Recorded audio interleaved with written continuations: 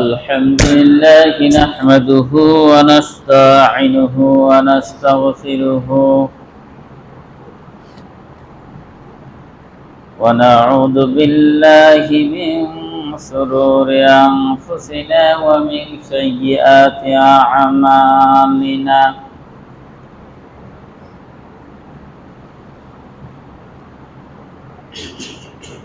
من يهده الله فلا مضل له ومن يضلله فلا هادي له ونشهد أن لا إله إلا الله وحده لا شريك له الذي أرسله بالحق بشيرا ونذيرا وداعيا إلى الله بإذنه وسراجا منيرا أما بعد أعوذ بالله من الشيطان الرجيم بسم الله الرحمن الرحيم والعصر إن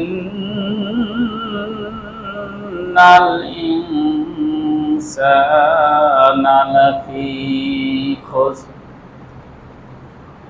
إلا الذين آمنوا وعملوا الصالحات وتواصوا بالحق وتواصوا بالصبر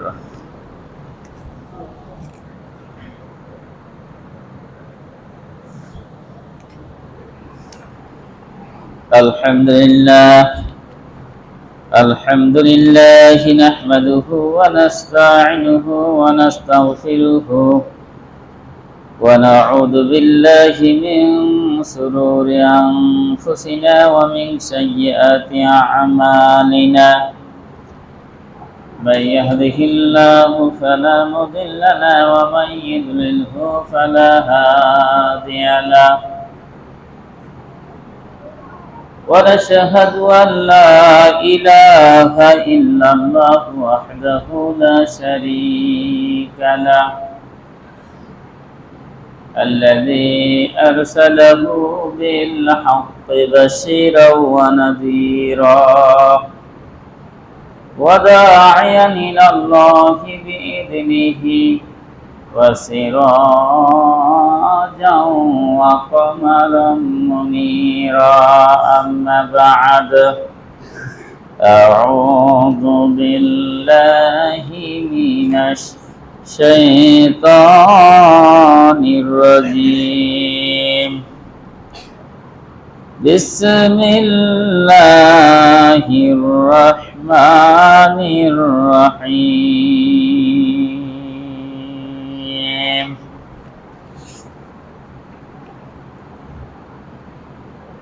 قل إن كنتم تحبون الله فاتبعوني يحببكم الله ويغفر لكم ذنوبكم الله غفور رحيم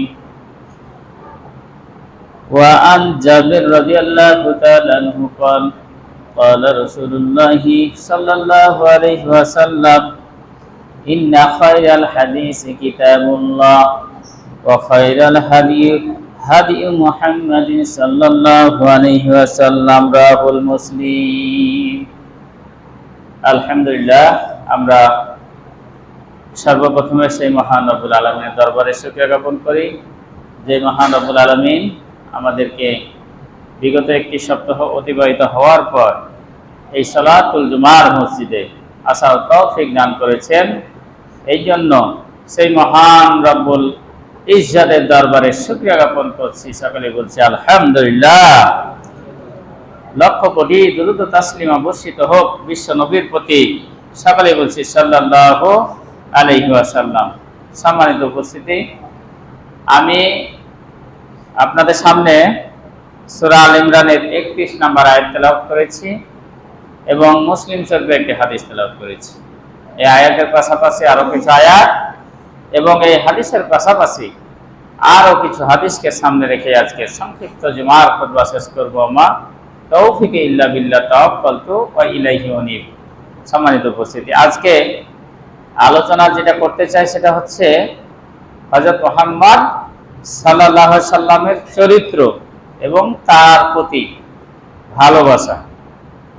অর্থাৎ রাসূল সাল্লাল্লাহু আলাইহি সাল্লামের চরিত্র কি রকম ছিল এবং সাহাবীদের তার প্রতি ভালোবাসা কেমন ছিল এবং বর্তমান কিয়ামত পর্যন্ত যত তার উম্মত এই পৃথিবীতে থাকবে তাদের রাসূলের প্রতি কি রকম ভালোবাসা হওয়া উচিত, এই বিষয়টা নিয়ে আজকে সংক্ষিপ্ত যতটুকু পারা যায় আলোচনা করার চেষ্টা করবো ইনশাআল্লাহ। সম্মানিত উপস্থিতি, আমরা যদি চরিত্রের আরবি জানতে চাই, এটা হচ্ছে খুলুকুন শব্দটি ব্যবহার করা হয়েছে আরবিতে। খুলুকুন মানে চরিত্র, ক্যারেক্টার, স্বভাব, নেচার, মানুষের প্রকৃতির যে একটা চলাফেরার ভাব, বিভিন্ন অর্থ এই খুলুক শব্দ দিয়ে ব্যবহৃত হয় এবং প্রত্যেকটা মানুষেরই একটা চরিত্র রয়েছে। সেটা ভালো হতে পারে, খারাপ হতে পারে। আমরা বলি ক্যারেক্টারলেস ইজ এভরিথিংলেস, সব ধ্বংস হয়ে যাবে যদি মানুষের ক্যারেক্টারটা ধ্বংস হয়। আপনার অনেক টাকা পয়সা আছে, আমার অনেক টাকা পয়সা আছে, কিন্তু আমার চরিত্র ভালো না, দেখবেন আপনাকে কেউ দাম দিবে না, আমাকে কেউ দাম দিবে না। এই জন্য প্রত্যেকটা চাকরি করার আগে, প্রত্যেকটা প্রতিষ্ঠান থেকে বিদায় হয়ে আরেক প্রতিষ্ঠানে ভর্তি হওয়ার জন্য, যদি আমি 5 পাস করে 6-এ ভর্তি হতে যাই, ওই ক্লাস 5-এর কিন্তু একটা ওই স্কুল থেকে মানে আপনার সার্টিফিকেট নেওয়া লাগে, ক্যারেক্টার সার্টিফিকেট নেওয়া লাগে, প্রশংসাপত্র যাকে বলা হয়। কেন? যে ওখানে লেখা থাকে আমি মোহাম্মদ উমুক, পিতা গোটা ঠিকানা, তারপরে লেখা থাকে প্রতিষ্ঠানের পক্ষ থেকে, হ্যাঁ, তার ব্যাপারে কোনো অভিযোগ নাই, অনযোগ নাই, রাষ্ট্রের ব্যাপারে সে কোনো রাষ্ট্রদ্রোহী কাজে, অন্যায় কোনো কাজে সে জড়িত নয়, আমরা তার ভবিষ্যৎ জীবন মঙ্গল কামনা করি। এভাবে একটা প্রতিষ্ঠান থেকে কিন্তু সার্টিফিকেট দেওয়া হয়, চরিত্রের সার্টিফিকেট। এবং যারা স্কুলে যান না তাদের কিভাবে সার্টিফিকেট দেওয়া হয়? তাদেরকে দেওয়া ইউনিয়ন পর্যায়ে প্রশংসাপত্র, যেটা প্রত্যয়নপত্র, নাগরিক সনদপত্র। আপনার ইউনিয়নে গেলে ভাই একটা প্রশংসাপত্র দেন, একটা প্রত্যয়নপত্র দেন। যে কোনো চাকরি, যে কোনো কাজ করতে যাবেন আপনি ইউনিয়ন থেকে আপনার প্রত্যয়ন করে নিয়ে আসেন। ওই প্রত্যয়নপত্রতে এগুলোই লেখা থাকে যে তার নাম অমুক, সে এই ইউনিয়নের অমুক ওয়ার্ডের বাসিন্দা, অমুক গ্রাম বাড়ি, তার নাম এই, তার বাবার নাম এই, তার ঠিকানা দেওয়া থাকে। তারপরে ইউনিয়নের পক্ষ থেকে লেখা থাকে যে আমাদের জানা মতে তার দ্বারা কোনো সরকারি বিরোধী, রাষ্ট্রবিরোধী, হ্যাঁ, কোনো রাষ্ট্রের সঙ্গে যাই না এরকম কাজ আমরা দেখিনি। সে একজন ভালো মানুষ, তার চরিত্র খুব ভালো। তাহলে আমাদের সার্টিফিকেট, ক্যারেক্টার সার্টিফিকেট, যারা ছাত্র তাদের ক্যারেক্টার সার্টিফিকেট নিতে হয় স্কুল থেকে, কলেজ থেকে, মাদ্রাসা থেকে। এই যে আমরা এখন চাকরি করতেছি, যে কাজ করতে যাই না কেন, এই যে পাসপোর্ট করতে গেলাম, মাদ্রাসা একটা প্রত্যয়নপত্র নিয়েছে, তাহলে অমুক অমুক অমুক এতদিন তার চাকরি করছে, জানা মতে সে কোনো রাষ্ট্রদ্রোহীর সঙ্গে জড়িত নেই। তাহলে যে যে প্রতিষ্ঠানের সঙ্গে জড়িত আছে তার ওই প্রতিষ্ঠানের পক্ষ থেকে একটা কোনো কাজ যদি করতে যান তাহলে একটা ক্যারেক্টার সার্টিফিকেট নেওয়া লাগবে, প্রশংসাপত্র একটা নেওয়া লাগবে, আপনার চরিত্রের সার্টিফিকেট নেওয়া লাগবে। তাহলে আপনার আমার সার্টিফিকেট দেয় ইউনিয়ন, যারা আমরা সাধারণ মানুষ। এখন এই লোকটা যদি বাটপার হয়, এই লোকটা যদি খারাপ হয়, এই লোকটা যদি আপনার চোর হয়, এই লোকটা যদি জেনাখোর হয়, যত কিছু হোক না কেন, আপনি সার্টিফিকেট আনতে যাবেন, প্রশংসাপত্র আনতে যাবেন, তাদের যে একটা টাকা ধরা আছে ইউনিয়নে, এই টাকাটা নিয়ে একজন হুজুর গুলো ওই সার্টিফিকেট দিয়ে দিবে, একজন মাস্টার গুলো ওই সার্টিফিকেট দিয়ে দিবে, একজন চোর গেল ওই সার্টিফিকেট দিয়ে দিবে, একজন বাটপার গেল ওই সার্টিফিকেট দিয়ে দিবে। তার মানে একটা ফর্ম তৈরি করা আছে, আপনি হাজার ভালো হন, খারাপ হন, ভালো হন, তাদের যায় আসে না, একটা ফর্মই তৈরি করা আছে, খালি নাম ঠিকানা বসায় দিয়ে আপনাকে দিয়ে দেওয়া হবে। আসলে কি একজন চোর আর একজন আলেম, একজন মাস্টার হাজি মানুষ আর একজন কামলা মানুষ, একজন শয়তান মানুষ কখনো কি সমান? কখনো সমান হবে না। কিন্তু সার্টিফিকেট নিতে গিয়ে দুইজনকেই সমান তালে ইউনিয়ন থেকে দিয়ে দিল যে জানা মতে দুইজনই ভালো, একজন চোরও ভালো, একজন হাজি উনিও ভালো, দুইজনকে একই পাল্লায় আপনার ক্যারেক্টার দিয়ে পাঠাই দিল। সম্মানিত উপস্থিতি, এই সার্টিফিকেটের ব্যাপারে আপনার আমার বিশ্বাস হওয়ার ক্ষেত্রে সন্দেহ হতে পারে, অবশ্যই হবে। চোর কেমন করে ভালো হয়? একজন মাগিখোর কিভাবে ভালো হয়? একজন ঘুষখোর কিভাবে ভালো হয়? একজন সুদখোর কিভাবে ভালো হয়? তাও তাকে ভালো বলে সার্টিফিকেট দিয়ে দিচ্ছে। একজন আলেম, একজন হাজি সাহেব, একজন ভালো মানুষ, সে যাচ্ছে তাকে ভালো বলে সার্টিফিকেট দিয়ে দিচ্ছে। তাহলে এখানে কোনো ক্যারেক্টারের মানে তারতম্য করা না, কোনো আপনার যাচাই বাছাই করার কোনো কিছু বিষয় নাই, যাদের ফর্ম তৈরি করা আছে আপনাকে দিয়ে দিবে। কিন্তু আপনার আমার যিনি নবী, স্বয়ং বিশ্ব নবীর ক্যারেক্টারের সার্টিফিকেট দিয়েছেন কে? এই পৃথিবীর কোন ইউনিয়ন পরিষদ, এই পৃথিবীর কোন দেশ দিয়েছে, তার কোন বাবা দিয়েছে, কোন চাচা দিয়েছে, কোন এলাকার লোকজন দিয়েছে, কোন নেতা দিয়েছে? কেউ দেয়নি। একমাত্র যিনি এই আসমান জমিন পৃথিবীর সব কিছু যিনি সৃষ্টি করেছেন, সেই মহান রব্বুল আলামিন আপনার আমার নবীর ক্যারেক্টার সার্টিফিকেট দিয়েছেন। সুবহানাল্লাহ। তাহলে সেই নবীর ক্যারেক্টার সার্টিফিকেট আপনাকে আমাকে ফলো করতে হবে, কারণ আমরা হচ্ছে তার উম্মত। আমরা হচ্ছে কার উম্মত? তার উম্মত। পৃথিবীর সবাই যদি আপনাকে খারাপ বলে, পৃথিবীর সবাই যদি আপনাকে দোষী বলে, পৃথিবীর সবাই যদি আপনার বিরুদ্ধে চলে যায়, কোনো কাজ নাই। আপনি যদি বিশ্বনবীর আদর্শে আকর্ষিত হন, আমি যদি বিশ্বনবীর আদর্শকে অনুসরণ করে যদি চলাফেরা করি, এতে যদি আমার বাবা বিরোধী হয়ে যায়, এতে যদি আমার ভাই বিরোধী হয়ে যায়, আমার এলাকার লোকজন সবাই যদি বিরোধী হয়ে যায়, রাষ্ট্রের সবাই যদি বিরোধী হয়ে যায়, তাও আমার যায় আসে না। কেন?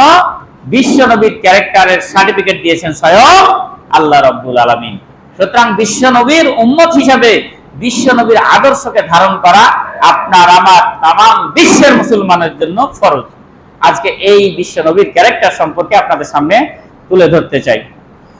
আল্লাহ রাব্বুল আলামিন বলেন, ওয়া ইন্নাকা লাআলা খুলুকিন আযীম।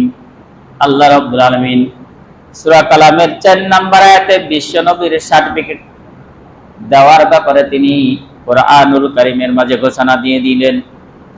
বিশ্বনবীর ক্যারেক্টার কি রকম ছিল, বিশ্বনবীর চরিত্র কি রকম ছিল, কোন ইউনিয়নে যাওয়ার প্রয়োজন নাই, তার গ্রামে যাওয়ার প্রয়োজন নাই, ওই মক্কায় যাওয়ার প্রয়োজন নাই, তার জন্মভূমি মক্কার জমিনে যাওয়ার প্রয়োজন নাই, যিনি বড় হয়েছেন ওই জায়গায় কারো কাছে জিজ্ঞাসা করার প্রয়োজন নাই। তামাম বিশ্বের যত মুসলমান রয়েছে, কিয়ামত পর্যন্ত পৃথিবীর যেইখানে থাকুক না কেন, পৃথিবীর এক প্রান্ত থেকে অন্য প্রান্তে পৃথিবীর যে কোনো জায়গায় মুসলমানেরা থাকবে, আর কোরআন যদি পড়ে, কোরআনের কাছে এসে যদি বিশ্বনবীর ক্যারেক্টার সম্পর্কে খুঁজতে যায়, আল্লাহ রাব্বুল আলামিন বলছেন, নিশ্চয় আমি আপনাকে মহান চরিত্রের অধিকারী করে এই পৃথিবীতে পাঠিয়েছি। সুবহানাল্লাহ। তাহলে আল্লাহ স্বয়ং বলছেন যে হে নবী, ওই আবু জেহেল কি বললো, ওই উতবা, সাইবা, ওয়ালিদ বিন মুগিরা আপনার বিরোধিতা করলো, মিথ্যাকারী আপনাকে বলছে, জাদুকর বলছে, আপনাকে গণক বলতেছে, আপনাকে ক্যারেক্টারলেস বলতেছে, কত কি যে অপবাদ দিচ্ছে আপনাকে, আপনি তাদের কথায় মন খারাপ করছেন কেন? আপনি তাদের কথায় এত মন খারাপ করছেন কেন? ওয়াসবির আলা মা ইয়াকুলুনা ওয়াহজুরহুম হাজরান জামিলা। আল্লাহ রাব্বুল আলামিন বলছেন, নবী হে, ওই আবু জেহেলের কথায় আপনি কষ্ট পেন না, আপনার চাচা আবু লাহাবের কথায় আপনি কষ্ট পেন না, ওই ওয়ালিদ বিন মুগিরার কথা কষ্ট পেন না, একটু ধৈর্য ধরেন, একটু ধৈর্য ধরেন। ওয়াসবির আলা মা ইয়াকুলুন, আপনি তারা যা বলে আপনার বিরুদ্ধে, সবাই আপনার বিরুদ্ধে লেগে গেছে, মক্কার জমিনে সবাই আপনার বিরুদ্ধে লেগে গেছে, মুড়ে মুড়ে জায়গায় জায়গায় আপনার বিরুদ্ধে লোক লাগাই লেগেছে। দূর থেকে যখন মানুষেরা হজ করতে যায় মক্কায়, আবু জেহেল সরকারি ভাবে লোক সেট করে দিয়েছে। বিশ্ব নবীর ক্যারেক্টার যে খারাপ, বিশ্ব নবী যে আসলে উন্মাদ, পাগল, জাদুঘর, এই জন্য আবু জেহেল চিন্তা ভাবনা করলো যে লক্ষ লক্ষ লোক মক্কার জমিনে আসছে বাহির থেকে হজ পালন করতে, এই বিশ্ব নবী যদি তাদের সামনে কথা বলে তাহলে তো কোরআনের পক্ষে মানুষকে নিয়ে নিবে, ইসলামের পক্ষে মানুষকে নিয়ে নিবে, মুসলমান বানায় ফেলবে। আমরা এত বিরোধী করে, তাই মক্কার জমিনে এত নির্যাতন করেও মানুষকে এই মুসলমান হওয়া থেকে বিরত রাখতে পারছি না। বিশ্বনবীর ক্যারেক্টার দিয়ে, তার চরিত্র দিয়ে, তার স্বভাব আখলাক চরিত্র দিয়ে, তার ব্যবহার দিয়ে সবাই মুগ্ধ হয়ে তারা মুসলমান হয়ে যাচ্ছে। আবু জেহেল চিন্তা ভাবনা করলো যে হজ যেহেতু সামনে মৌসুম আসতেছে, এই মক্কার জমিনে যারা হজ হাজী সাহেব আসবেন তাদের যাতে এই মুহাম্মদ সাল্লাল্লাহু আলাইহি সাল্লাম তাদের সামনে যেন কোরআন তেলাওয়াত না করতে পারে, এই ব্যবস্থা করলো যে যেখানে যেখানে মুহাম্মদ যেখানে যাবে সেখানে বাধা দাও, কোরআন পড়া থেকে বাধা দাও, এবং তার ব্যাপারে সবার দুর্নাম চালাও, সবাই তার ব্যাপারে কুৎসা রচনা করো, যাতে মানুষ দূর থেকে শুনেই যে মক্কার জমিনে আব্দুল্লাহর ইয়াতীম পুত্র মুহাম্মদ রয়েছে, এত ক্যারেক্টারলেস, এত চরিত্রহীন, এর মতন মক্কার জমিনে আর একটাও খারাপ লোক নাই, যার সঙ্গে মিশে তাকে সে এমন ভাবে জাদু করে দেয় যে মুহাম্মদ ছাড়া কিছুই বুঝে না। এত নির্যাতন করা হয়, এত অত্যাচার করা হয়, সে মুসলমান হয়ে যায়, আর মুসলমান থেকে সে ফিরে আসে না, কালেমা পাঠ করে কালেমা থেকে আর ফিরে আসে না। তাই তোমরা যারা হজ করতে এসেছো, খবরদার মুহাম্মাদের সঙ্গে যেন তোমরা না মিলো, মুহাম্মাদের সঙ্গে যেন তোমরা মিলিত না হও। এই যে এভাবে এমন অপপ্রচার শুরু করলো, আজকে দেখছেন না, আজকে ফেসবুক, টুইটার, ইউটিউবে আমাদের বাংলাদেশে দেখছেন না, একটা ভুয়া খবরকে নিয়ে দেখা গেল যে আপনার নামে চালাই দিল, আমার নামে চালাই দিল। আপনি আপনার স্ত্রীর সঙ্গে শুয়ে আছেন, দেখা গেল যে ওটা ছবি দিল, আপনার নামে চালাই দিল। আপনি আপনার বোনকে নিয়ে রাস্তা দিয়ে যাচ্ছেন, আপনার মাকে নিয়ে আপনার রাস্তা দিয়ে যাচ্ছেন, ওটা ছবি দিলে দেখা গেল যে আপনার ভাইরাল করে দিল। এই যে কুৎসা রচনা, ভালো ভালো লোকগুলোর বিরুদ্ধে কুৎসা রচনা এখন নয়, ওই বিশ্ব নবীর থেকেই শুরু হয়েছিল, বিশ্ব নবী থেকেই শুরু হয়েছিল। কারণ আবু জেহেল জানে যে মক্কার জমিনে একমাত্র যদি সৎ লোক থাকে, আমানতদারি রক্ষাকারী লোক যদি থাকে, ভালো চরিত্রের যদি লোক থাকে, এই মুহাম্মদই আছে। কারণ নবুয়াতের আগে ওই মক্কার মুশরিকরাই বলেছিল এর নাম আলামিন, এর নাম আলামিন মানে ইনি বিশ্বাসী, যেটা কথা বলে সব সত্য কথা বলে, এর নাম সাদিক, এই সত্যবাদী। ইনি হচ্ছেন মক্কার জমিনে যদি কেউ সত্য কথা বলে, এই মুহাম্মদ ছাড়া কেউ বলে না। যদি আমানতের সঠিক ব্যবহার করে, অর্থাৎ আমানতের যদি আমানত রক্ষা করে, আমানতের কখনো 1 টাকা খেয়ানত করেনি, যদি মক্কার জমিনে খুঁজতে যাও, ওই আব্দুল্লাহর বেটাই আছে, মুহাম্মদই আছে। এই জন্য তারা বাধ্য হয়ে ওই মুশরিকরাই তখন দিয়েছিল এর নাম আলামিন, এর উপাধি দিয়েছিল আলামিন মানে হচ্ছে কি বিশ্বাসী, সাদিক মানে সত্যবাদী।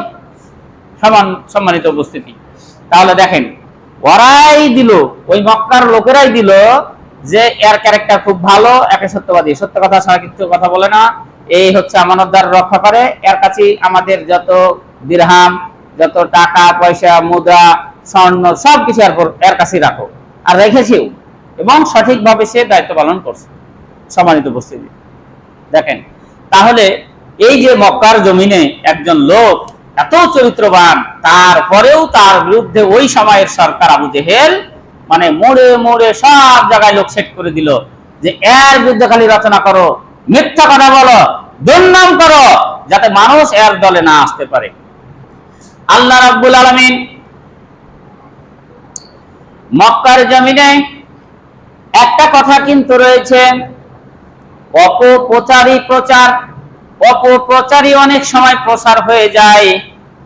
মক্কার জমিনে মক্কার লোকজনই শুধু জানতো যে মুহাম্মদ নিজেকে নবী দাবি করেছে, কিন্তু মদিনা থেকে, সিরিয়া থেকে, ইয়ামেন থেকে, পৃথিবীর বিভিন্ন জায়গা থেকে যে মুসলমানেরা হজ করতে আসতো, তারা কিন্তু মুহাম্মদের নাম শুনে নাই, তারা মুহাম্মদের নাম কিন্তু শুনেনি। আজকে না, আজকের যুগে যে আপনার ইন্টারনেটের যুগ না, ইউটিউবের যুগ না, বা টিভির যুগ না, যে ইউটিউব মানে লাইভ দিব, গোটা পৃথিবী আপনার মুহূর্তের মধ্যে ভাইরাল হয়ে যাবে, নিউজটা সবাই দেখতে পাবে। এরকম তো ছিল না, তখন তো কিছুই ছিল না। যদি প্রচার করা লাগতো কোনো নিউজ, ওই পাহাড়ের উপর সাপা পাহাড়ের উপরে উঠে একটা লাল কাপড় উড়াতো এবং ইয়া সাবাহা বলে সবকে ডাক দিত, সবাই কিন্তু ওখানে যেত যে কি হয়ে গেল, কি হয়ে গেল, কি একটা বিপদ চলে আসলো, সবাই ওইখানে দৌড়াতো, যে ডাকতো ওই পাহাড়ের উপর থেকে, তখন ওই খবরটা সবাইকে দিত। তো এই যে ওই যুগে আবু জেহেল দায়িত্ব নিল মুহাম্মদ সাল্লাল্লাহু আলাইহি সাল্লামের প্রচারের দায়িত্ব, সেটা হচ্ছে কুৎসা রচনা। এই জন্য আল্লাহ রাব্বুল আলামিন বললেন, ওয়াসবির আলা মা ইয়াকুলুনা ওয়াহজুরহুম হাজরান জামিলা। আল্লাহ রাব্বুল আলামিন বললেন, হে নবী, তাদের কথায় আপনি মন খারাপ করবেন না। আপনার চরিত্রকে আমি নিজে সার্টিফিকেট দিচ্ছি যে আপনি একজন মহান চরিত্রের অধিকারী। এই কথাটা আমি কোরআনুল কারীমের মাঝে নোট করে দিলাম। শুধু এখন নয়, শুধু আপনি বেঁচে থাকা অবস্থায় নয়, কিয়ামত পর্যন্ত এই কোরআন যতদিন থাকবে, যত মুসলমান এই কোরআন পাঠ করবে, এই কোরআন যারা তেলাওয়াত করবে, তারা আপনার চরিত্র সম্পর্কে এই কোরআন থেকে জেনে নিবে। সুতরাং আপনি টেনশন করেন না, একটু ধৈর্য ধারণ করেন। ওয়াহজুরহুম হাজরান জামিলা, তাদেরকে একটু অবকাশ দিই, তাদেরকে একটু কি দিই, অবকাশ দিই। অন্য জায়গায় আল্লাহ রাব্বুল আলামিন বলেন, ওয়াল্লাযিনা কাযযাবু বিআয়াতিনা সানাস্তাদরিজুহুম মিন হাইসু লা ইয়ালামুন। আল্লাহ রাব্বুল আলামিন বলেন, যারা আমার এই কথাকে অমান্য করবে, আমার এই কোরআনের বাণীকে যারা অস্বীকার করবে, সানাস্তাদরিজুহুম মিন হাইসু লা ইয়ালামুন, তাদেরকে ধীরে ধীরে ধীরে ধীরে আমি জাহান্নামের দিকে নিয়ে যাব। দেখেন, যারা জাহান্নামের যাত্রী, এরা কিন্তু বুঝতে পারে না। ফেরাউনও কিন্তু বুঝতে পারেনি যে ওই সাগরে ডুবে মরে যাবে। আবু জেহেলও কিন্তু বুঝতে পারেনি যে বদরের যুদ্ধে গিয়ে ওই মাআজ আর মুআজ 12 এবং 13 বছরের দুই ছেলে, 11 এবং 13 বছরের দুই ভাই, ওই আপনার খেজুরের ডাল দিয়ে তাকে আহত করে নিহত করে ফেলবে। এরা কিন্তু বুঝতে পারেনি, বুঝতে পারেনি। আল্লাহ রাব্বুল আলামিন এটাই বলছেন। যেমন আপনার এই যে বাঁশে যেমন ঘুণ লাগে, আপনারা দেখেছেন, বাঁশ চেয়ার কাটে যখন ঘুণ লাগে, তখন কুড়িয়ে কুড়িয়ে কিন্তু আস্তে আস্তে আস্তে আস্তে একটু একটু করে খেয়ে ফেলে, একটু একটু করে কিন্তু খেয়ে ফেলে। খাইতে খাইতে খাইতে খাইতে ভিতরটা খাপলা করে ফেলে, মানে ভিতরে আর কিছু থাকে না। বাঁশে যদি ঘুণ লেগে যায়, ওই বাঁশ দেখবেন যে কিচ্ছু থাকে না। কোনো ছাপের খাট, কোনো আপনার এই টেবিল, বেঞ্চ, চেয়ার, এই কাঠগুলোতে যদি ঘুণে খায়, ওই ভিতর ভিতর ভিতর সব খেয়ে ফেলবে ঘুণে, আপনি বুঝতেই পারবেন না। তা আল্লাহ রাব্বুল আলামিন বলছেন, সানাস্তাদরিজুহুম মিন হাইসু লা ইয়ালামুন, আমি তাদেরকে ধীরে ধীরে ধীরে ধীরে জাহান্নামের দিকে নিয়ে যাব, তারা বুঝতেই পারবে না। ওয়া উমলি লাহুম ইন্না কাইদি মাতিন, আমি তাদেরকে একটু অবকাশ দেই, কেননা আমি যখন ধরি, ইন্না বাতশা রাব্বিকা লাশাদীদ, নবী কথা শুনেন, আমি আল্লাহ ধরি না, যখন ধরি তখন তাকে আর ছাড়ি না। আমি ধরি না, আমি তাদেরকে একটু ঢিল দিই, তাদেরকে অবকাশ দিই, তাদেরকে সুযোগ দিই। যখন আমি ধরি, পাকড়াও করি, তখন কিন্তু ফেরাউন হোক, আবু জেহেল হোক, নমরুদ হোক, পৃথিবীর যত রাজা বাদশাহ, যত জালেম, যত শক্তিশালী রাজা হোক না কেন, আমার এমন এক ফেরেশতা আমি নিয়োজিত করে রেখেছি, ও যেখানেই থাকুক না কেন, ও যতই শক্তিশালী হোক না কেন, আমার আজরাইল তার কাছে পৌঁছে যায়। পৃথিবীর এমন কোন নজির আছে যে আজরাইলের সঙ্গে ঝগড়া করে, আজরাইলের সঙ্গে লড়াই করে আজরাইল ফিরে চলে গেছে, যে আল্লাহ আচ্ছা লোকের জান কবজ করতে আমাকে পাঠাইছেন, যে আমি তার সঙ্গে পারলাম না? এরকম আছে না? আমাদের দেখা গেল কেউ পৃথিবী থেকে বিদায় নিতে চায় না, পৃথিবী থেকে কেউ বিদায় নিতে চায় না, কিন্তু আল্লাহ রাব্বুল আলামিন বলছেন যে নবী, আপনি মন খারাপ করবেন না, আপনি হতাশ হবেন না, আপনি টেনশন করবেন না। ওয়ালা খাউফুন আলাইহিম ওয়ালা হুম ইয়াহজানুন, আপনি কোনো টেনশন করবেন না, আপনি কোনো ভয় করবেন না। ওয়ালা তাহিনু ওয়ালা তাহজানু ওয়া আনতুম লা আলাউনা ইন কুনতুম মুমিনিন, আল্লাহ বলছেন তোমাদের কোনো টেনশন নাই, ভয়ও নাই। তোমরা যদি সত্যিকারের ঈমান আনতে পারো, সত্যিকারের মুমিন হতে পারো, অবশ্যই অবশ্যই তোমরাই একদিন বিজয় লাভ করবে। যা ওই মুহাম্মদ সাল্লাল্লাহু আলাইহি সাল্লাম যখন দ্বীনের দাওয়াত দিলেন, এই ক্যারেক্টারের সমস্যা তারা অপপ্রচার করতে লাগলো, জাদুকর বলে তাকে বলতে লাগলো, গণক বলে তাকে অপপ্রচার করতে লাগলো, মিথ্যাবাদী বলে তাকে অপপ্রচার করতে লাগলো, কত না দুর্নাম দিল বিশ্ব নবীর প্রতি, অথচ যেই নবীর ক্যারেক্টার সম্বন্ধে আল্লাহ পাক নিজেই কোরআনে জানিয়েছেন। সাহাবীগণ আম্মা জান আয়েশা রাদিয়াল্লাহু তাআলা আনহার কাছে আসলেন। আম্মা জান আয়েশাকে বললেন, বিশ্বনবীর ক্যারেক্টার কি রকম ছিল? আপনি যেহেতু বিশ্বনবীর সঙ্গে ঘর করেছেন, সংসার করেছেন, বিশ্বনবীর চরিত্র সম্পর্কে আমাদেরকে একটু আপনি অবহিত করুন। হযরত আয়েশা রাদিয়াল্লাহু তাআলা আনহা বললেন, ও আল্লাহর নবী, সাহাবীরা, তোমরা কি বিশ্বনবীর ক্যারেক্টার সম্বন্ধে আমার কাছে জানতে এসেছো? তোমাদের কাছে কি আল্লাহর কোরআন নাই? ওই সাহাবীগণ বললেন, কোরআন তো আছে, কোরআন তো আমরা পাঠ করি। হযরত আয়েশা রাদিয়াল্লাহু তাআলা আনহা তিনি বললেন, গোটা কোরআন ওই বিসমিল্লাহর বা থেকে শুরু করে মিনাল জিন্নাতি ওয়ান নাস সূরা নাসের শিন পর্যন্ত সমস্তই আয়াতের ক্যারেক্টার হচ্ছে বিশ্বনবী। অর্থাৎ ৬২৩৬টা যে আয়াত রয়েছে, প্রত্যেকটা আয়াতের যে অর্থ রয়েছে, প্রত্যেকটা আয়াতে যে শানে নুজুল রয়েছে, বিশ্বনবীর ক্যারেক্টার দিয়ে গোটা কোরআনটাকে আল্লাহ পাক লিখিত করেছেন। অর্থাৎ যে কোরআন মানবে, যে কোরআন অনুযায়ী নিজে চলবে, সমাজ চালাবে, পরিবার চালাবে, রাষ্ট্র চালাবে, তাহলেই সে বিশ্বনবীর পথ অনুসরণ করবে, বিশ্বনবীর ক্যারেক্টার তার মধ্যে ঢুকে যাবে। সুবহানাল্লাহ। তাহলে আজকে দেখুন, আজকে যুগে নাই, আপনি যখন একটা কোরআনের কথা বলতে যাবেন, তখন দেখা গেল যে আপনার আমার বিরুদ্ধে এত দুর্নাম করবে। আসলে কি খারাপ? আসলে কি খারাপ? আপনি 5 ওয়াক্ত নামাজ পড়েন, 5 ওয়াক্ত নামাজ পড়া কি খুবই খারাপ কাজ? আপনি সত্য কথা বলেন, কখনো মিথ্যা কথা বলেন না, মিথ্যা কথা বলা, সত্য কথা বলাকে আসলে খারাপ কাজ? আপনি মানুষকে কষ্ট দেন না, আপনি মানুষের হক নষ্ট করেন না, আপনি ভালো ব্যবহার করেন সবার সাথে, কোরআনের আইন আপনি মেনে চলেন, নিজে মানুষকে মানার জন্য বলেন, দাওয়াত দেন। নবীরা যে কাজ করেছে, আল উলামা ওয়ারাসাতুল আম্বিয়া বলা হয়েছে, যে আলেমগণ নবীদের ওয়ারিস। এখন নবীদের কাজটা আমাদের উপর এসে পড়তেছে। বিশ্বনবী দাওয়াত দিতে গেলেন, উহুদের ময়দানে নিজের দান শহীদ করলেন।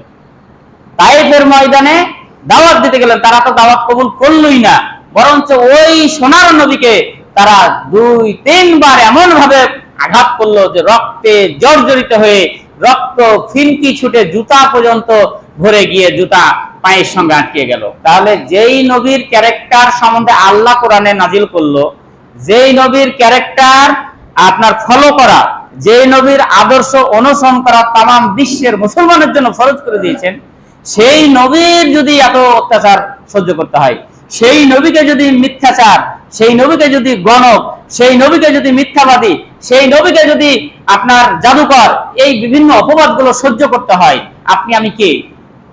আপনি আমি তো ঠিক মতো নামাজই পড়তে পারছি না। এই যে জুমার নামাজটা পড়তে এসেছি, এখন জুমার নামাজ পড়তে এসে সামনে জুমা আবার যদি বাইচা থাকেন তাহলে আসবেন, ঠিক না? এটাই তো, যে আপনি আমি এত ক্যারেক্টার আমাদের ভালো, এত নবীর উম্মত আমরা সুন্দর, যে আজকে নামাজ পড়লাম, বাচ্চা থাকলো আগামী জুমা, যদিও আবারও কাজ থাকে ওই জুমাই বা, আর বাচ্চা থাকলো আবার ঘুরে ওই ঈদ, 2 ঈদ, ওই ঈদের মোটামুটি বাদ দেওয়ার চেষ্টা করে না, কিন্তু চাপাইতে এক আবু জেহেল ছিল, ও ঈদও পড়ে না, উফের সাফা ওর আমল নাই বললে চলে, যে ও খাবে দাবে ঘুরবে আর ইচ্ছা মতন, ও কিসের দিনের মানে। আর আমরাই আবার দেখি যে হুজুরের দুর্নাম করি, আমরাই বলি যে এই হুজুর সব খাইলে, এই হুজুর দেখালে এত সমস্যা, ওহার নিজের মানে কি আর বলো, ওনার সম্বন্ধে কথা বলাই যাবে না, উনি ফের কথা বলে নেই না কেন। এ হচ্ছে আমাদের বর্তমান অবস্থা। তো আল্লাহ রাব্বুল আলামিন বিশ্ব নবীকে বলছেন, চিন্তা করার প্রয়োজন নাই, আপনাকে যারা মানবে, আপনাকে যে সমাজে মানবে, তাদের জন্য আমি সুসংবাদ দেব। আর বিশ্ব নবীকে মানা কতটুকু ফরজ, আমি যে আয়াতটি তেলাওয়াত করেছি সূরা আল ইমরানের 31 নম্বর আয়াতে আল্লাহ পাক বলেন, আল্লাহ রাব্বুল আলামিন বললেন, কুল ইন কুনতুম তুহিব্বুনাল্লাহা ফাত্তাবিউনি ইউহিব্বুকুমুল্লাহ ওয়া ইয়াগফির লাকুম যুনুবাকুম আল্লাহু গফুরুর রহিম। বিশ্ব নবীকে আল্লাহ পাক বললেন, হে নবী আপনি বলে দেন, ইন কুনতুম তুহিব্বুনাল্লাহ, যদি তোমরা আমি আল্লাহকে ভালোবাসতে চাও, আল্লাহকে যদি কোনো মুসলমান ভালোবাসতে চায়, ফাত্তাবিউনি, তাহলে আমি নবীর আগে ইত্তিবা অনুসরণ করো। দেখেন, যদি কেউ আল্লাহকে ভালোবাসতে চায়, মানে আপনার বয়স 70 হয়েছে, আমার বয়স মনে করেন যে 35 হয়েছে, এখন যদি এই আয়াতটা আপনি পালন করেন, আপনাকেই মনে করছেন বলছেন, কিয়ামত পর্যন্ত আয়াতের অথবা এইরকম যে একটা লোক সারা জিন্দগি খারাপ কাজ করছে কিন্তু ভালো কাজ করতে চায়, মনে করেন যে আল্লাহকে এখন ভালোবাসতে চাই, আল্লাহকে অনেক ভালোবাসি, নবীকে নবী হিসাবে মানি, কেউ যদি মানতে চায়, তা আল্লাহকে ভালোবাসার জন্য শর্ত হচ্ছে বিশ্ব নবীকে অনুসরণ করতে হবে। এবং কখন? যখন আপনি আল্লাহকে ভালোবাসতে চাইবেন, মনে করেন যে আজকে আমি আল্লাহকে এতদিন যা করছি, শয়তানের পাল্লায় অনেক খারাপ কাজ করেছি, ভুল করেছি, আমার ভুল বুঝতে পেরেছি, আল্লাহ এখন তোমাকে আমি ভালোবাসি, আমি তোমার হয়ে গেলাম, আমার এখন তুমি হয়ে যাও, তুমি যেভাবে চলতে বলেছো আমি সেভাবেই চলবো, দুনিয়ার সবাই যদি আমার বিরোধী হয়ে যায় কোনো সমস্যা নেই। আল্লাহ তাআলা বলছেন যে আমাকে ভালোবাসতে গেলে তুমি আগে রাসূলের অনুগমন করো। হ্যাঁ, তাহলে আল্লাহকে ভালোবাসার শর্ত দিল রাসূলকে, যে ফাত্তাবিউনি, আমাকে আমার ইত্তিবা করো, আমার অনুগত করো, রাসূলের অনুগত করতে হবে। আর অনুগতটা কি রকম? তাবা, ইতবাউ শব্দের অর্থ হচ্ছে যে মনে করেন যে দুইজন লোক চলাফেরা করতেছে, সামনের ব্যক্তি যেই জায়গায় যেভাবে পা ফেলতেছে, মানে যে আমরা হেঁটে যাই, তো সামনের ব্যক্তি যেই জায়গাতে যেভাবে যতটুকু ডিস্টেন্সে পা ফেলতেছে, পায়ের ছাপ পড়তেছে, পিছনের ব্যক্তি সামনের ব্যক্তিকে হুবহু ওই পায়ের ছাপে ছাপে পা দিয়ে সে যেভাবে চলবে, একে সামনেকার ব্যক্তির অনুসরণ করতে হবে, কোনো প্রকারের তারতম্য হওয়া যাবে না। যদি এইরকম চলতে পারে তাহলে এটার নাম হচ্ছে ইত্তেবা। এখন রাসূল যেভাবে নামাজ পড়েছে সেভাবে যদি আমি নামাজ না পড়তে পারি, ইত্তেবা হলো না। রাসূল যেভাবে সমাজ চালিয়েছে সেভাবে যদি আপনি সমাজ না চালাতে পারেন, রাসূলের ইত্তেবা হলো না। রাসূল যেভাবে সংসার করেছেন সেভাবে যদি আপনি সংসার না করতে পারেন, আপনার ইত্তেবা হলো না। অর্থাৎ টপ টু বটম দীর্ঘ 23টা বছর যে রাসূলের উপর কোরআন নাজিল হয়েছে, এই 23 বছরের জিন্দেগিতে একটা আমল আপনি ছাড়তে পারবেন না। রাসূল তো বলছেন কি, আল্লাহ তাআলা বলছেন আকিমুস সালাত ওয়া আতুজ যাকাত, 5 ওয়াক্ত নামাজ ফরজ করা হয়েছে। এখন আমরা ওটাকে ছেড়ে দিয়ে শুধু আকিমুল জুমা, তাই না, আকিমুস সালাতুল জুমা, এটা আমরা পালন করে ফেলছি, যে আমাদের উপর শুধু জুমার নামাজ ফরজ করা হয়েছে। যার জন্য সারা বাংলাদেশে দেখেন যে আজকে জুমার মসজিদ সব ভরে গেছে, সব জায়গায়। যে আপনার নিউ মার্কেটে যান, জায়গায় পাবেন না, এমন বাইরে নামাজ পড়তে হয় শহরের মসজিদগুলোতে নামাজ শুরু করার সময়, যে জুতার উপরে চটাই পায়ে নামাজ পড়া লাগে। তাহলে আমরা রাসূলের ইত্তেবা করি ততটুকু যতটুকু আমার প্রয়োজনীয়। কারণ রাসূল 5 ওয়াক্ত নামাজ পড়েছে, আপনি 5 ওয়াক্ত করছেন না, শুধু জুমা করছেন। এই জুমা পড়ে কি আপনি রাসূলের ইত্তেবা করবেন? নেভার, কখনো না, কখনো না। আপনি দেখালে যে রমজান মাসে সিয়াম পালন করছে, আমরা ঠিক মতন সিয়াম পালন করতেছি না। এই যে নফল ইবাদত গুলো রয়েছে, তাহাজ্জুদের নামাজ রয়েছে, সত্য কথা রয়েছে, আমানতদারিতে রয়েছে, কত কি রয়েছে, পোশাক আশাকে রয়েছে, দাড়িতে রয়েছে, টুপিতে রয়েছে, পাগড়িতে রয়েছে, সব জায়গাতে আপনার আসলে কি রয়েছে, মানে সুন্নাত রয়েছে। এই সুন্নাত যদি আপনি না পালন করেন তাহলে হবে না। হযরত আনাস রাদিয়াল্লাহু তাআলা আনহু এবং নিত তিনি বলেন যে রাসূল সাল্লাল্লাহু আলাইহি ওয়াসাল্লাম বলেন যে ইয়া বুনাইয়া আন কদারতা আন তুসবিহা ওয়া তুমসি ওয়া লাইসা ফি কলবিকা বাসসুন লিআহাদিন। আনাস রাদিয়াল্লাহু তাআলা আনহু বর্ণিত তিনি বলেন রাসূল খোদা সাল্লাল্লাহু আলাইহি ওয়াসাল্লাম বলেন, আমাকে বলেছেন যে বেটা, আনাস যেহেতু রাসূলের পালক পুত্র ছিল, রাসূল বলছেন ছেলে শোনো, তুমি সকালটা সেই রকম ভাবে অতিবাহিত করো, তুমি সকালটা সেইভাবে মানে তুমি চলাফেরা করবে যেমন সন্ধ্যার সময় তোমার সকালে কোনো ব্যক্তির সঙ্গে কোনো হিংসা বিদ্বেষ, কোনো ঝগড়া, কোনো কাজ্জা ফাসাদ এইরকম হয়েছিল, সন্ধ্যায় গিয়ে যেন তোমার মনে না পড়ে। অর্থাৎ সকাল এমন ভাবে তুমি অতিবাহিত করো, সন্ধ্যাতে গিয়ে তুমি বলবে যে সব লোক আমার ভালো ব্যবহার হয়েছে, সবার সঙ্গে আমার ভালো ব্যবহার হয়েছে, কারোর সঙ্গে আমার হিংসা নাই, বিদ্বেষ নাই, ঝগড়া নাই, রাগ নাই, কিচ্ছু নাই। আবার সকালটা যেমন এইরকম করবে, সন্ধ্যাটা এমন ভাবে অতিবাহিত করো, রাত্রে গিয়ে তুমি মনে করবে সন্ধ্যার সময় কারোর সঙ্গে আমার ঝগড়া হয়নি, কোনো বিবাদ হয়নি, কোনো ব্যক্তির সঙ্গে আমার কোনো বিষয়ে তর্কাতর্কি হয়নি, এইরকম যেন তুমি রাতে গিয়ে মনে করতে পারো। তার মানে কি, দেখেন কত নিটল ভাবে চলার জন্য রাসূল বলছেন যে এমন ভাবে তুমি সকালে চলবে, বিকালে গিয়ে মনে হবে কার সাথে আমার ঝগড়া হয়নি, সবাই আমার আপন, সবাই মুসলমান ভাই ভাই আমরা। আবার সন্ধ্যাতে এমন ভাবে চলবে, রাতে গিয়ে শোয়ার সময় যেন মনে হবে যে আজকে সারা দিনে কারোর সঙ্গে আমার ঝগড়া হয়নি। কিন্তু আজকে তাই হচ্ছে। কিছু কিছু আল্লাহর ওলি রয়েছে যে মিথ্যা দিয়ে শুরু করে সকাল। টকশোতে দেখেন না রাশেদ খান, ও যে বিএনপির এখন হয়েছে, এর জন্মই হয়েছে মিথ্যা দিয়ে। মানে আগে ওবায়দুল কাদের ছিল, বলতে গেলে তো হয়তো মন খারাপ করবেন, কিন্তু এগুলো বলারও দরকার আছে। কারণ এরা হচ্ছে যে জন্ম হয়েছে এদের মিথ্যা দিয়ে, যে কখন বলতে বলতে যে আমার মনের অজান্তে দেখানো যে সত্য কথা বলা, এটাও নিজে জানে, শুধু এই পেটের জন্য। শুধু এই কিসের জন্য? যে একটা সচিব হতে গেলে কত কষ্ট করা লাগে জানেন? সকাল থেকে এই ছোট থেকে পড়তে পড়তে নাম্বার 1 থাকতে থাকতে বা ভালো স্কুলে পড়তে পড়তে আপনার এই লেখাপড়া টপ লেভেলে শেষ করা লাগে, তারপর বিসিএস ক্যাডার পাস করা লাগে, বিসিএস এর পর এই যে ইউনো হবে, ডিসি হবে, এসপি হবে, জেলা প্রশাসক হবে, সবকিছু হতে হতে হতে শেষ বয়সে যে একটা সচিব হয়। মানে সারা বাংলাদেশে তার চাকরি করতে করতে করতে যখন চাকরির বয়স আর 5-6 বছর থাকে সর্বোচ্চ, এই সব অভিজ্ঞতা সঞ্চার করে সচিবালয়ের দায়িত্ব দেওয়া হয় তাকে, যাতে কোনো বিষয়ে তার আর মানে অভিজ্ঞতা নেওয়া থাকে না।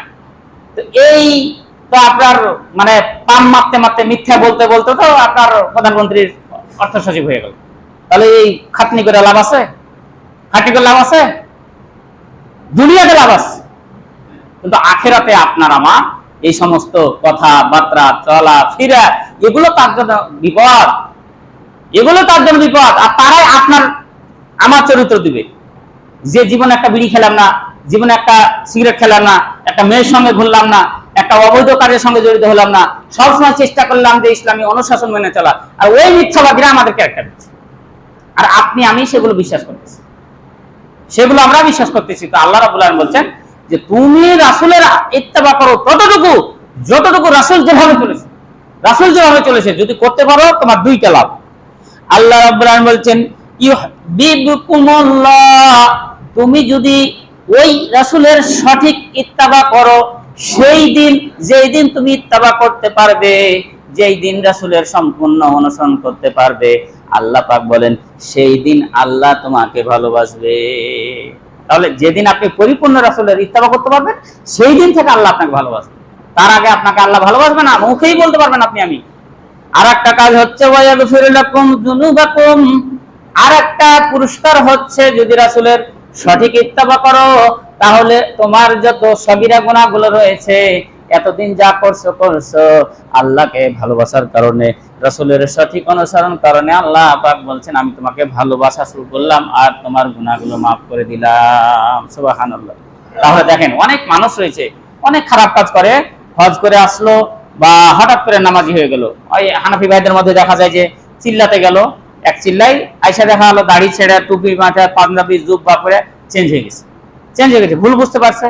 অনেকে হয় যখন থেকে ভুল বুঝতে পারবেন, যখন থেকে রাসূলের আনুগত্য করবেন, তখন থেকে দেখা হলো যে আপনি কি মানে আল্লাহ আপনাকে ভালোবাসা শুরু করবে সেই দিন থেকে, এবং আপনার সগীরা গুনাহগুলো আল্লাহ কি করবেন, মাফ করে দিবেন। যে হাদিসটি আমি তেলাওয়াত করেছি সেই হাদিসটা হচ্ছে যে জাবের রাদিয়াল্লাহু তাআলা আনহু হতে বর্ণিত, তিনি বলছেন ইন্না খায়রাল হাদিসি কিতাবুল্লাহ ওয়া খায়রাল হাদি হাদি মুহাম্মদ সাল্লাল্লাহু আলাইহি ওয়াসাল্লাম। যে হাদিসটা হচ্ছে এই যে পৃথিবীতে সবচাইতে সঠিক কথা, সবচাইতে হক কথা হচ্ছে কোরআনের কথা। ইন্না খায়রাল হাদিসে কিতাবুল্লাহ, আল্লাহর কোরআনের কথা হচ্ছে সবচাইতে সঠিক কথা। ওয়া খায়রাল হাদি হাদি মুহাম্মদ সাল্লাল্লাহু আলাইহি ওয়াসাল্লাম, আর পৃথিবীতে সবচাইতে সঠিক পথ হচ্ছে মুহাম্মদ সাল্লাল্লাহু আলাইহি ওয়াসাল্লামের পথ।